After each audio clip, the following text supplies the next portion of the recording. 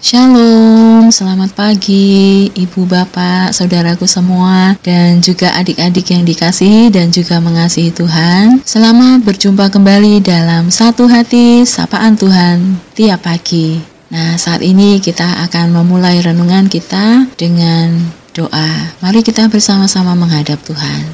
Tuhan yang Maha Baik, terima kasih karena Engkau telah membukakan mata kami sehingga pada saat ini kami dapat melihat dunia ciptaan-Mu yang begitu indah. Terima kasih ya Tuhan atas istirahat yang cukup sehingga saat ini tubuh kami dapat bangun dalam kondisi yang sehat dan segar. Tuhan, pada saat ini kami akan memulai aktivitas kami. Namun sebelum itu Tuhan, kami sungguh rindu untuk mendengarkan firman-Mu. Karena itu berkatilah supaya kami mampu untuk menjadikan firman-Mu ini sebagai pedoman dalam hidup kami. Dalam nama Tuhan Yesus Kristus kami berdoa. Amin. Saat ini kita akan bersama-sama mendengarkan ayat Alkitab yang akan kita pergumulkan bersama dan sebentar lagi akan dibacakan oleh Adik Asko. Adik Asko ini adalah salah satu jemaat anak di GKJ Condong Catur. Silahkan Adik Asko.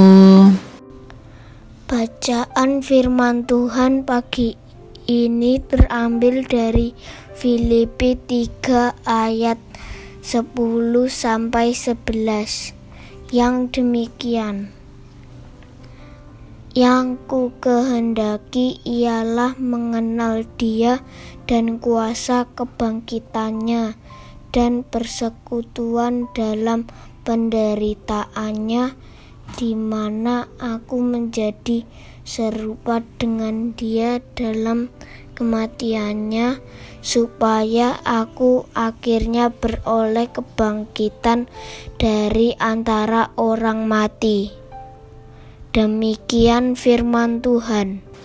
Ya, terima kasih Dek Asko. Ibu, Bapak, saudaraku dan juga adik-adik yang terkasih, tema renungan kita pada pagi hari ini adalah No Pain, No Gain. Wah, apa itu ya? Nah, mari kita bersama-sama pelajari ya. Saat ini pasti yang namanya penderitaan semua orang sudah tahu ya. Apalagi saat ini kita sedang mengalami pandemi yang bahkan sampai hari ini pun masih belum berakhir juga. Nah, pandemi ini juga membawa penderitaan bagi banyak orang. Tetapi saat ini kita akan merenungkan tentang penderitaan sebagai bagian terpenting dalam kehidupan orang percaya. Jadi, penderitaan tidak cuma karena pandemi tetapi juga karena hal yang lain, dan khususnya adalah penderitaan karena kita hidup dalam iman sebagai orang yang percaya. Sebagai orang Kristen yang sejati pastilah melewati penderitaan, sebab penderitaan adalah semacam episode kehidupan umat Tuhan yang mengantarkan kita pada kedewasaan iman. Setelah kita menerima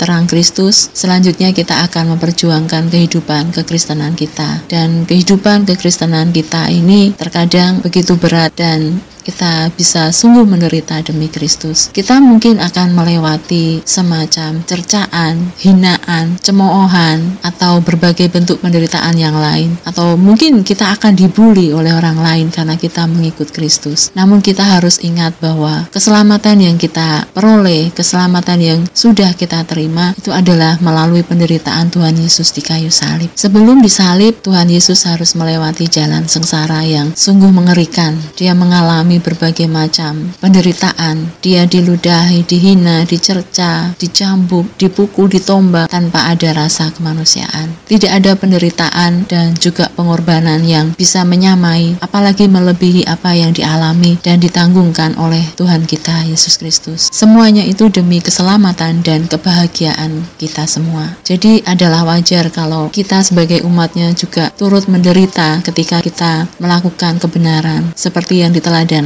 oleh Tuhan Yesus. Ketika kita berbuat baik dan benar tapi tetap disakiti, itu adalah hal biasa. Karena itu meski harus menderita, kita tetap harus terus hidup di dalam terang firman Allah. Kita harus melakukan kehendak Allah kapanpun waktunya, dan kita harus berusaha untuk selalu menyenangkan hati Tuhan. Saudaraku yang terkasih, marilah kita selalu mengingat bahwa penderitaan kita itu tidak sebanding dengan apa yang dialami oleh Tuhan Yesus. Selain itu, kita juga harus ingat bahwa penderitaan penderitaan yang kita alami itu juga tidak sebanding dengan berkat dan kasih karunia Allah yang telah dicurahkan buat kita. Jadi mari saudaraku, kita selalu siap dan rela menderita, sebab ketika kita sabar menahan derita karena Kristus, kita akan menuai berkat dan anugerah yang melebihi apa yang kita bayangkan bagi kita dan keluarga kita selamanya. Dan saat ini dalam masa Paskah ini, kita harus mengingat juga bahwa kematian dan kebangkitan Kristus itu adalah rangkaian peristiwa Paskah yang tidak terpisahkan. Tidak akan ada kebangkitan jika tidak terlebih dahulu mengalami kematian. Sebagaimana Tuhan sendiri katakan, "Aku berkata kepadamu, sesungguhnya jikalau biji gandum tidak jatuh dalam tanah dan mati, ia tetap satu biji saja. Tetapi jika ia mati, ia akan menghasilkan banyak buah." Yohanes 12 ayat 24. Ini artinya adalah bahwa kematian adalah jalan yang harus Kristus jalani untuk mendatangkan keselamatan bagi dunia. Keadilan Tuhan dinyatakan bagi setiap orang percaya yang mau bersekutu dalam penderitaannya. Sebab seorang petani yang bekerja keras haruslah yang pertama menikmati hasil usahanya, seperti ada tertulis dalam 2 Timotius 2 ayat 6. Jadi kalau ada seorang tengkulak, dia pun tidak akan pernah bisa merampas kepuasan batin petani terhadap hasil kerja kerasnya, sekalipun mungkin dia bisa mendapatkan keuntungan materi yang jauh lebih besar daripada si petani itu. Setiap kerja dan juga usaha yang dipertaruhkan dalam suatu pekerjaan pastilah mendatangkan hasil. Namun pasti ada keuntungan yang jauh lebih besar dan tetap yang sudah Tuhan sediakan bagi mereka semua, bagi kita semua yang rela menderita dalam Kristus. Jadi saudaraku, berbahagialah kita semua yang mau bersekutu dalam kematiannya, karena kita semua pasti akan jaya dalam kebangkitannya. Amin. Marilah kita akhiri renungan kita pada pagi hari ini dalam doa. Tuhan Yesus, tuntunlah kami ya Tuhan untuk tetap setia kepadamu sekalipun kami harus menderita. Tanamkanlah dalam hati kami ya Tuhan bahwa di balik penderitaan karena iman kepada Kristus telah menanti pelangi kasih yang sungguh luar biasa, berupa kasih karunia yang melimpah ruah yang bersumber dari Sang Pemberi kehidupan. Biarlah berkat-Mu terus mengalir atas kehidupan kami ya Tuhan. Dalam nama Tuhan Yesus Kristus kami berdoa.